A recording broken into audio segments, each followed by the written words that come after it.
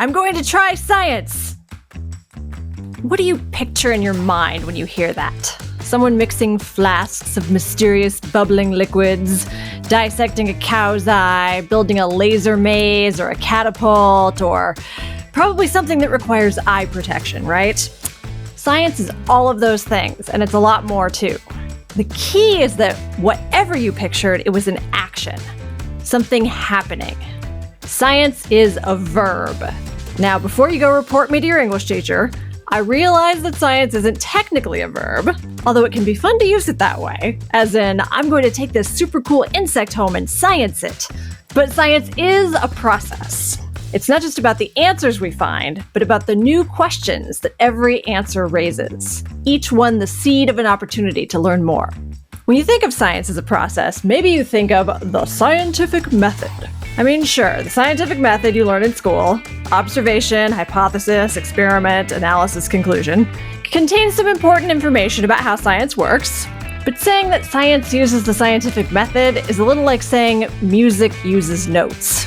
That's true and all, and it helps you understand the difference between music and other sounds that aren't music, but it doesn't tell you anything about how notes form different melodies and harmonies, how styles of music differ, what makes some songs sound happy while others sound sad, how the same note sounds different when different instruments play it, and on and on.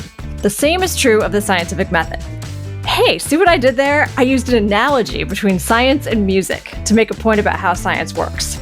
Analogies are something you usually learn about in English class, but scientists use analogies all the time to help them make sense of new information by relating it to something they already know. But you don't see draw analogies listed anywhere in the scientific method. Science isn't just a process. It's a whole universe of processes. Verbing science is about curiosity, creativity, and community in action. Art, music, poetry, and other creative work helps us to develop these capacities and apply them in new ways to understand the natural world. The most important scientific achievements address human needs. History, language, and literature equip us with tools to understand these problems and develop effective solutions. Verbing science is about connecting ideas and people. In this 6-part podcast series, we'll explore some habits of mind that will make you a better scientist. Habits you can cultivate by practicing the arts and humanities through interviews with working scientists. And I think you'll agree that these scientists are pretty verbing awesome.